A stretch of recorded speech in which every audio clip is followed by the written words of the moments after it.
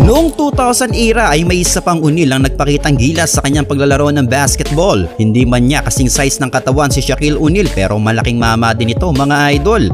May height din kasi itong 6'11" na naging dominante rin noon sa koponan ng Indiana Pacers. Mahusay din itong shot blocker at syempre mahusay ding scorer lalo na sa ilalim ng court. Ang main arsenal niya sa opensa mga idol ay ang kanyang spin move. Well, kung isa kang panatiko ng basketball ay mapapatanong ka kung magkamag-anak ba itong si Shaq at Jermaine. Well, hindi sila magkamag-anak mga idol, magkaapelyido lang talaga sila. Well, gaano nga ba siya kahusay sa kanyang prime? Kaya sa video natin ngayon ay ating pag-uusapan ang kwentong basketball ng 6-time NBA All-Star na si Jermaine O'Neal. Kaya tara mga idol, diretso na tayo. 1996 NBA draft nang pumasok si Jermaine O'Neal sa liga ng NBA. The Portland Trail Blazers select Jermaine O'Neal. Siya ay 17th overall pick na pinili noon ng koponan ng Portland Trail Blazers. Nakasabayan niya sa draft noon sila Steve Nash, Ray Allen, Kobe Bryant at si Allen Iverson na first overall pick. Well, mababa talaga ang ranking nitong si Jermaine mga idol. Inconsistent din ang kanyang laruan kaya sa kanyang rookie season pa lang sa Portland noon ay nilagay lang siya bilang bench role ng koponan. Maiksing minuto rin ang naibibigay sa kanya kaya hindi nga nagkaroon ng pagkakataon nitong si Jermaine O'Neal na maipakita ang kanyang full potential sa kanyang laro dahil 10 minutes per game lang ang naibibigay sa kanya kaya napakababa din ang kanyang output sa kanyang rookie season mga idol na umaverage lang ng 4.1 points at 2.8 rebounds per game. Well, masasabi natin na hindi talaga binigyan ng pagkakataon nitong si Jermaine ng Portland mga idol. Hindi siya pinagkatiwalaan ng koponan sa kanyang laro. Tumagal siya ng 4 na taon sa Portland Trail Blazers ay bangko pa rin ang kanyang role pero 2000-2001 season nang makasama nga sa trade itong si Jermaine O'Neal.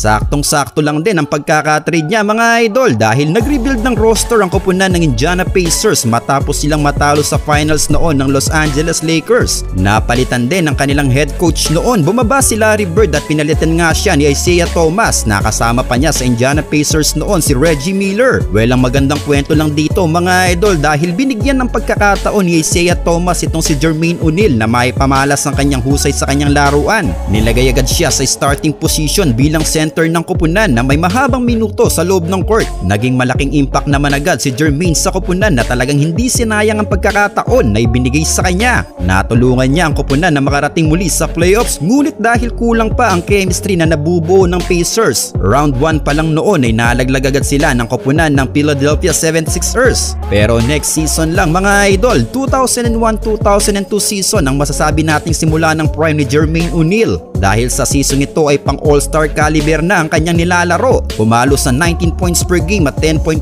rebounds per game ang kanyang inaambag sa koponan. Sa tinala niyang stats na ito at sa kanyang magandang performance na naipamalas kaya siya ang tinanghal noon na 2002 NBA Most Improved Player. Kaya hindi na katakataka pa na mapapabilang nga siya noon sa All-Star Game. Ito ang kanyang unang All-Star Game appearance dahil 6 consecutive seasons siyang nakakasama sa NBA All-Star. Well, muling natulungan nga ni Jermaine O'Neal ang Pacers na makapasok sa playoffs ngunit ang malungkot na kwento mga idol ay muli silang nalaglag sa round 1. Sa pagkakataong ito ay ang koponan naman ng New Jersey Nets.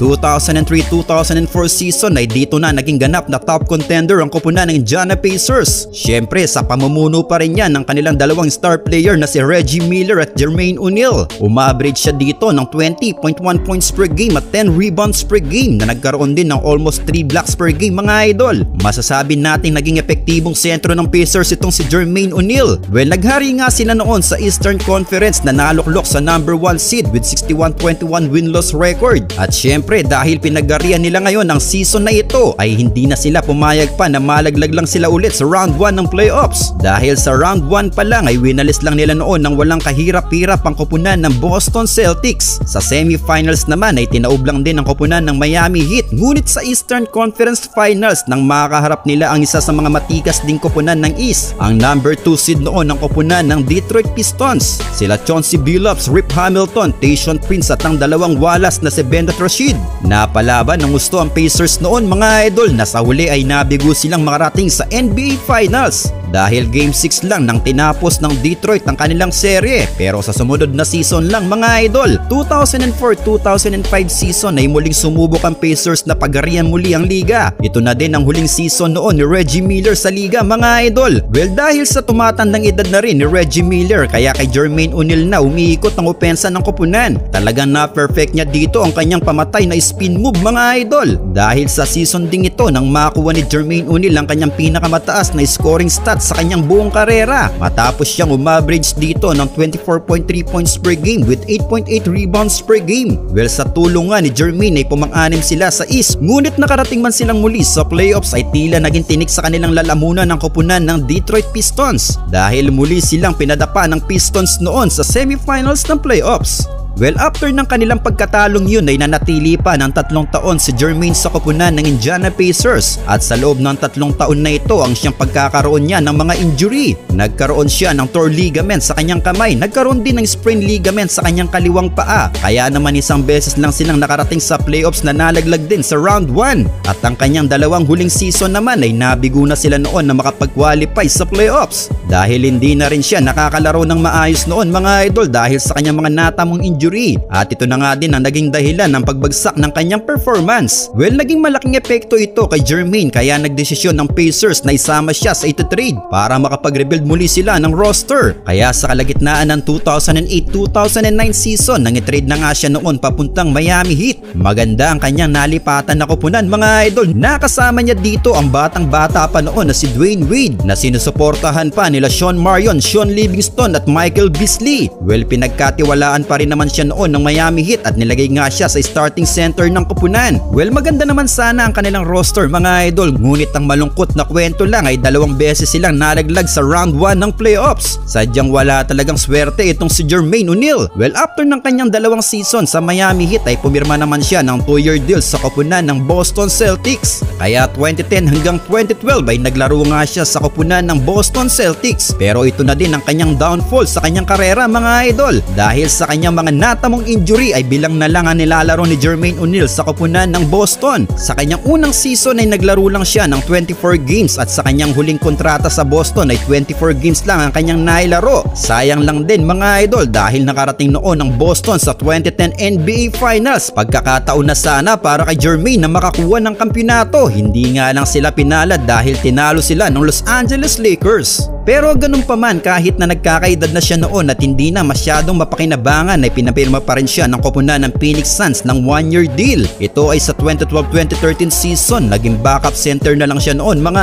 idol. At 2013-2014 season ay ang kanyang huling season na sa liga ng NBA. May edad na siya dito na 35 years old. Pinalad pa rin siya na makapirma sa koponan ng Golden State Warriors, ngunit sa pagsisimula ng season niya dito ay kinakailangan niya mag-undergo sa surgery para ma-repair ang torn ligament sa kanyang kamay. Umabot lang sa round 1 ng playoffs noon ng Warriors. Sayang lang din mga idol at hindi niya inabot ang pagsisimula ng dynasty ng Warriors noon. Nakatikim pa sana siya ng kampyonato. Well, after nga ng season na yun na kanilang pagkatalo ay opisyal na nagretiro sa liga ng NBA si Jermaine O'Neal. Well, kayo mga idol, ano ang masasabi nyo sa naging karera ni Jermaine O'Neal sa liga ng NBA?